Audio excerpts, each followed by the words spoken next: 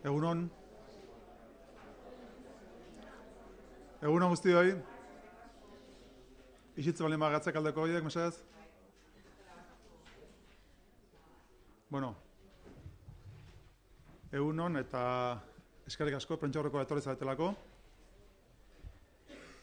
Gaurkoan hemen nerekin ditudanak alde batik nere ezkerretara soziolinguistika klasterreko Uxoa Anduaga da, eta nere eskuitara dagoena da Real Sociedad Klubaren ordezkaria Andoni Iraola. Hiruon artean saiatuko gara pixka bat, gu guztion, hemen geunden guztion ordezkaritza izaten eta euren ahotsa izaten gaurkoan. Gaurko ekimena, aurkeztu nahi duguna izena du Gipuzkoa berdinago, eta besteak beste, baina oraingoz behintzet bertan parte hartuko dutenak eta hemen gurekin izan direnak eta atzekaldean dituzuenak alde batetik dira Adegi, beste batetik bera Eskubaloia, Donostiako Udala, Dia Gipuzkoa, Reala, Kaiku, Kutxabank, Mondragon Korporazioa, Osakidetza, KAF eta Euskal Herriko Unibertsitatea. Eurekin, eta hemen mailan dago baita ere soziolinguistika klasterra, eta gaur derbia dela eta ezin izango du hemen egon, Eibar futbol taldeko ordezkaritza bat ere egotekoa zen, baina jakintzazue Eibarrek ere parte hartuko duela ekimen honetan. Ikusten duzen bezala, Gipuzkoako eragile esan gentzakegu ekonomiko, sozial, kirol ikuspegitik punta-puntakoa dugu, eta azkenean gure partetik betzen, azkenean gure urrats kolektibo bat, elkarrekin egiten dugun urrats bat plazaratza izango litzateke gaurko ekimen nagusia. Gipuzkoa berdinago horrek hitzak dioen bezala, nahi duena da berdintasun arloan urrats bat egitea, baina berdintasunak orain arte Gipuzkoan eta Euskal Herrian esan dezakegu eduki ditu bi hanka nagusi, bata izango litzateke genero berdintasuna, gizon eta emakumeen arteko berdintasuna, besteak geroz eta urrats importanteagoak eta behar handiago bat islatu du batipat krisi ekonomikoaren ikuspegitik, berdintasun sozioekonomikoak, edo buelta eman da desberdintasunak munduan eduki duen aurrerapena eta nola krisiaren emaitza izan dela mundu geroz eta desberdinago daukagula, horri aurre egiteko asko daukagu konpromisoa, eta bi ataloiekin, generoa eta sozioekonomiko arloa horrekin batera, hirugarren atal bat jarri nahi genuke martxan Gipuzkoan, eta izango litzateke hizkuntz berdintasuna. Dakizuen bezala, guk Euskara Zuzendaritzari Foru Aldundian horri berari ja izena aldatu genion legealdi hasieratik, eta hizkuntza berdintasun zuzendaritza martxan jarri genuen. Horrek esan nahi duena azkenean da guk enfoke berri baten emain dio gura Foru Aldunen ikuspegitik Euskararen normalkuntza prozesuari.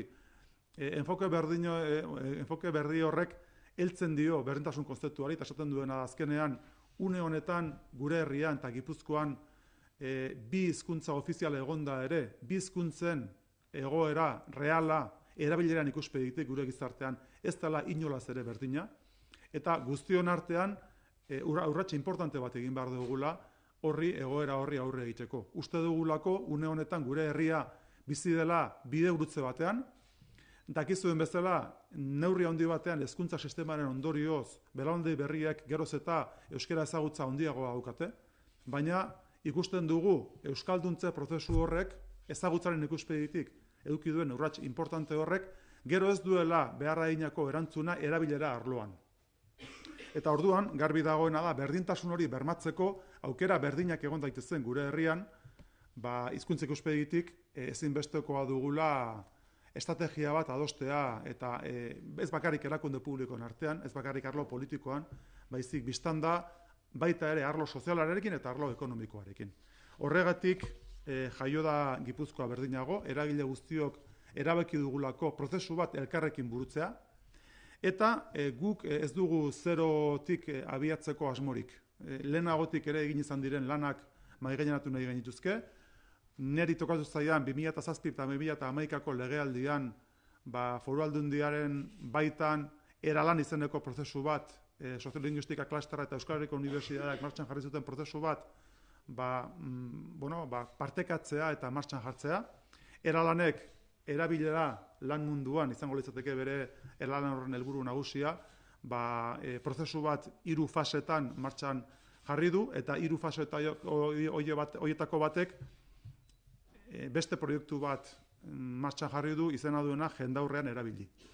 Guk martxan jartzen dugun Gipuzkoa berdinago horrek helduko lioke jendaurrean erabili proiektu horri. Alegia, Euskal Herri mailan martxan jartzen den proiektu bat, ikusirik eralanek prozesu mailakatu bat eraman duela, eta guk egin nahi genuke Gipuzkoan proiektu berezi bat, eragileok egin nahi genioke erantzun berezi bat eman eralan eta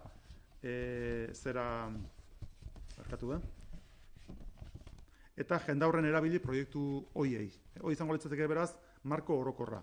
Gero Uxuak berak ere, pixkat soziolingüistika klasteran ikuspeditik hori zehaztuko du, prozesura nola burutuko dugun, eta gero Andonik berak ere errealaren ikuspeditik ze irakurketa egiten duen. Guk edozein kasutan, nola nahi ere guk uste dugu, hau diodan bezala ez da zerotik abiatzen, eta prozesu luzea izango da, konplexu izango da, eta lehenago bilera bat eduki dugu erakunde guztion artean, eta erabiltzen zen konzeptu bat zen segurtasunarena. Guk badakigu urratsak egin beharko ditugula eta arrisku puntu bat hartzen dugula, anbiziosoak izan nahi dugulako, eta elkarri eman nahi diogu babesa eta segurtasuna. Eta horregatik esotzen dugu talde hau. Eman nahi ditugulako urratsak elkarrekin, baina eman egin nahi ditugulako. Eta uste dugulako konportamentu kolektibo hori eta gainera eragile diferenteen artean, sektore diferenteen artean egin beharreko hori, uste dugulako ezinbesteko dela segurtasunari emateko. Azkenean urratxo horiek ematen bali madira modu isolatuan, arrisku hori handiago delako eta atzera pausoak ere erresago direlako. Guk azkenean hemen egiten duguna da apustu bat elkarbizitzaren alde, guk uste dugu Gipuzkoan, gure herrian, hizkuntzaren faktore hori elkarbizitzarako faktore izan behar duela, guk uste dugu hizkuntzaren normaltasuna, euskararen normalizazio prozesu hori, eta azkenean hizkuntzaren desberdintasun horri aurre egitea, oso importantea dela elkarbizitza aurrera eramateko eta ahotan daukagun elkarbizitza hori behar den bezala jorratzeko. Guk nahi dugu Gipuzkoa izatea berdinagoa, arlo sozialean, nahi dugu izatea berdinagoa genero ikuspeditik, eta nahi dugu izatea berdinagoa baita ere hizkuntza arloan. Hori izango litzateke gure enfoke nagusia, guk daukagun konpromisoa, eta hortik aurrera igual Uxua zuk intzazu pixkat zure ikuspegia daukatu. Bai, bueno, eskerrik asko. Aipatzea proiektu hau kokatzen dela jendaurrean erabili proiektu zabalagoaren markoaren baitan. Jendaurrean erabili proiektua soziolinguistika klusterrak eta EHUk elkarlanean egiten ari diren proiektua da. Helburu nagusi bezala duena euskarazko jendaurreko komunikazioan egon daitezkeen oztopoak, bereziki erakunde eta enpresak egiten duten jendaurreko komunikazioan oztopoak eta zailtasun horiek gainditzeko baliabideak eskaintzea du helburu. Eta 2017ko egitarauaren barruan sortu da lan ildo bat zeinak aukera ematen duen gai horren barruan, alegia euskarazko jendaurreko komunikazio horren barruan, gai zehatz bat oso konkretua izan daitekena garatzeko eta lantzeko. 2017an gai zehatz hori Gipuzkoako Foru Aldundiak egindako proposamenetik dator, eta da hain zuzen ere Gipuzkoa berdinago egitasmoa garatzeko aukera eman duena. Eta gaia da, Gipuzkoar gizartearentzat erreferentzialak edo eredugarriak izan daitezkeen hizkuntza portaerak eta jarduerak adostea edo identifikatzea. Pixka bat helburutzat hartuta hizkuntza portaera enpresa eta erakunde desberdinek zer nolako hizkuntza portaerak identifikatu ditzaketen eredugarri bezala, gerora hoiek ere izan daitezen erreferentziazkoak bestelako erakunde, bestelako enpresa eta oro har gizartearentzako. Proiektuak irudikatzen da 7 hilabeteko proiektu bat bezala, apirilean hasi eta azaroan amaituko dena, abuztuan etenaldia eginez, eta proiektuaren baitan 4 lan saio egingo dira. Lansaio horiek balioko dute, proiektuan parte hartzen duten enpresa eta erakunde desberdinetako ordezkariak elkar bildu, eta hain zuzen ere gaiaren inguruan eztabaidatu eta hausnartzeko, identifikatzeko eta adosteko zeintzuk diren hain zuzen ere erreferentziazkoak izan daitezkeen hizkuntza portaera horiek. Horren ostean txosten bat osatuko da, bertatik ateratako material guztia bilduko duena eta emaitzak bertan egongo lirateke, eta horren ostean amaiera emango zaio esan bezala azaroan proiektuaren baitan egindako lana zen izan den erakusten eta proiektutik ateratako emaitzak zeintzuk izan diren gizarteratzeko txostenarekin eta aurkezpen bat eginez. Piskat, horrela. Egunon, guztioi. Horrelaren ikuspegitik, guk zer esan behar, alde batetik noski guk aintzakotzat badaukagu, guk Gipuzkoan daukagun erreferentzialtasuna, eta erreferentzialtasun hori proiektu honen menpe jartzen dugula, hau da, hizkuntza berdintasunaren menpe, eta gainera borondatez eta gogoz, beraz, gure erantzukizuna ere badala euskararekikoa, hori aldarrikatu behar dugu. Nik askotan esaten dut, reala agerian baino, nabarmentzen dena baino askoz ere euskaldunagoa dela gure eguneroko bizitzan. Guk euskaraz, batez ere gure gaztetxoekin eta arrobian gure hizkuntza euskara da. Inkluso lehen taldean ere, zorionez, jokalari euskaldun asko ditugu, eta euskara zubietan entzuten da asko. Hori ez da bakarrik, iritzi bat, baizik eta uste dut hurrengo hilabetetan soziolinguistika klusterrak badoka proiektu bat, D ereduko kirola proiektua martxan jarri dena, eta ikerke bat ematen ari da zubietan gure gaztetxoekin identifikatu dutelako reala praktika arrakastatsu bat bezala, eta beraz ondorio edo ikerketa horren ondorioak hurrengo hilabetetan ere izango ditugu, esan dudan hau nolabait ere berriz ere berretsiko duen ikerketa batekin, ezta.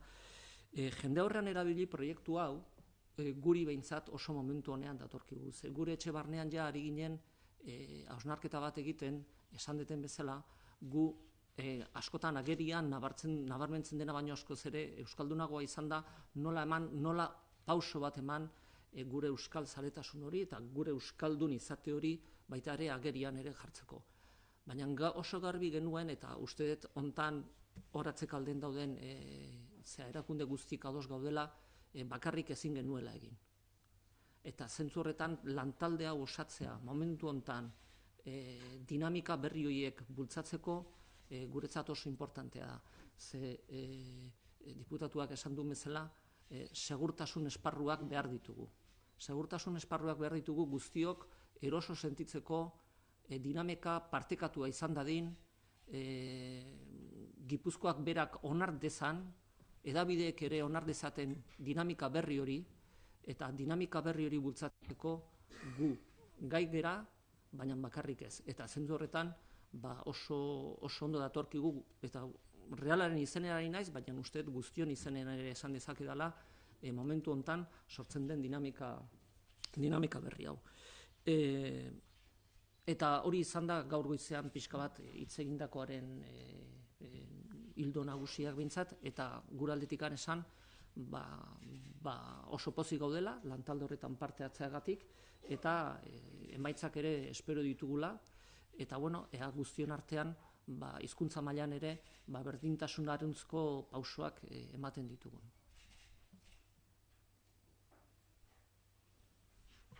Oso ondo, ez dakit galderari dagoen, zerbait argitzeko.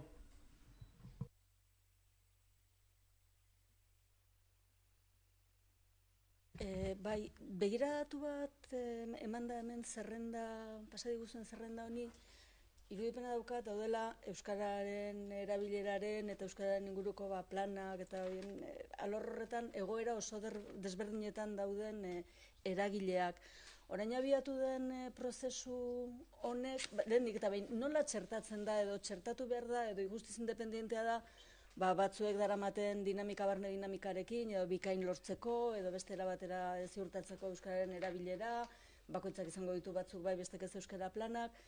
Txertatzen da dinamika horietan guztietan, eta gero jarrera horiek ere ze izango dira. Mailakatuak, aplikatuko dira, segun eta bakoitzaren egoerara, urrats praktikoetara iritsitakoa nola gauzatuko da hori, hemen egoera anitz hau guztiak kontuan izan da. Bueno, orokorrean bilatzen dena azken finean nola den adostasun bat lortzea, pixka bat ikustea eredugarriak izan daitezkeen praktika horiek edo hizkuntza portaera horiek zeintzuk diren, hain zuzen ere proiektu honen muina horixe da, ez? Kontuan izatea batetik parte hartzen duten erakunde eta enpresak neurri batean badirela Gipuzkoaren baitan eredugarriak edo garrantzitsuak diren enpresak, baina kontuan izan da ere bakoitzak bere ibilbide propioa daukala eta bere egoera edo baldintza propioak ere bai.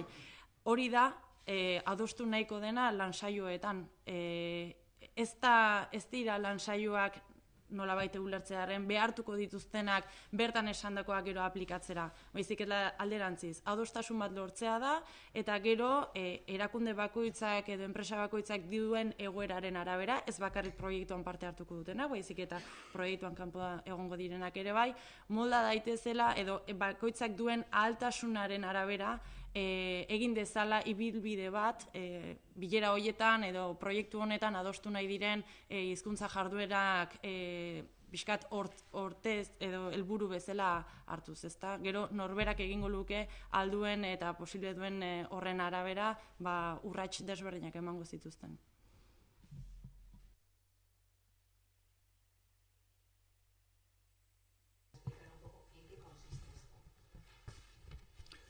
Sí.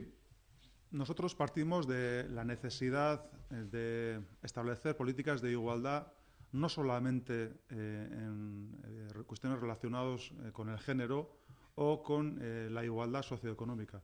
Pensamos que la igualdad lingüística también es una necesidad que nos tiene que llevar a mejorar la convivencia en nuestra sociedad, en la sociedad guipuzcoana.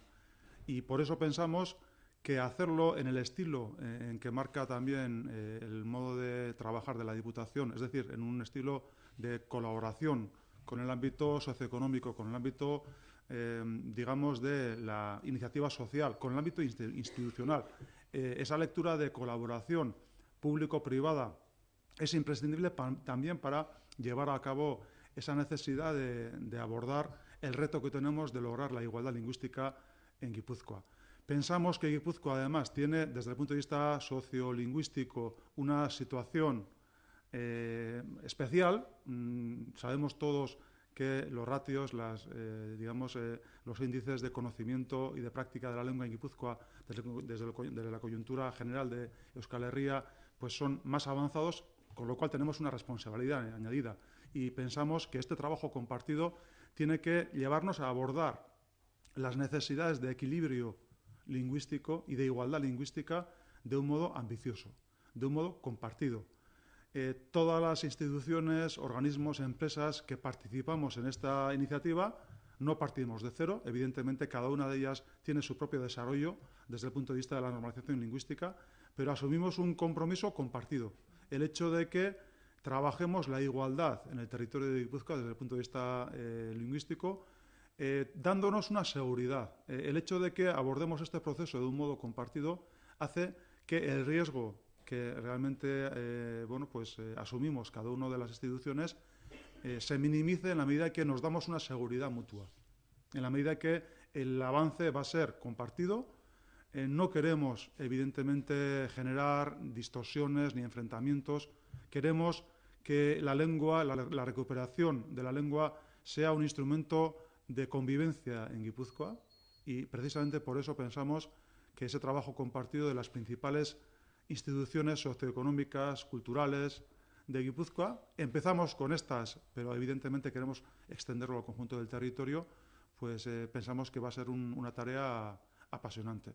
Y realmente la primera reunión que hemos tenido hoy, pues ha sido muy fructífera en la medida en que cada institución, cada empresa tiene su propia lectura, pero todos hacemos una lectura positiva del conjunto, es decir, de que estamos haciendo un movimiento colectivo que pensamos que va a ser muy importante para la normalización lingüística en el territorio de Gipuzkoa.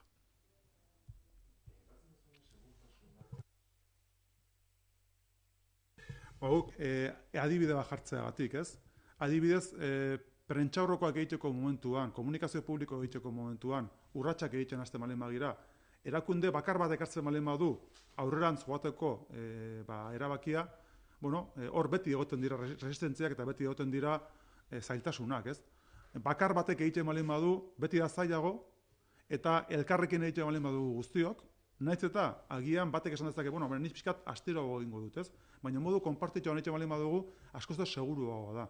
Askoz ere hobe ulertua izango da, eta nik uste dut horren daitezken arriskuak asko gutxituko direla. Hori izan, ejemplu bat jarri dut, ez, adibidea jarri dut, komunikazioarena, baina nik uste dut azkenean, mugimendu hau egiten dugunean elkarrekin, denentzako ere erresagoa dela, lehenago Andonik esan zuen baita ere, denentzako ere erresagoa dela, egin beharreko guztiak egitea. Modu konpartitxuan. Azkenean izango litzateke euskararen presentzia areagotzea komunikazioan.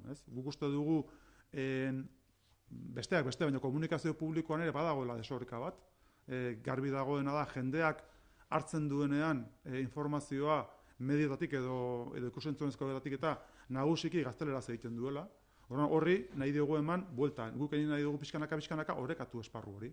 Eta uste dugu hori, ardura konpartitu baten bidez egitea askoz ere eraginkorragoa dela. Eta guztiontzako errazagoa dela. Baina desoreka badagoela onartuta, norbaitek esan beharra dugu, ez hemen desoreka badago. Desoreka dagoela onartuta, goazen guztion artean alegina egitea hori orekatzeko.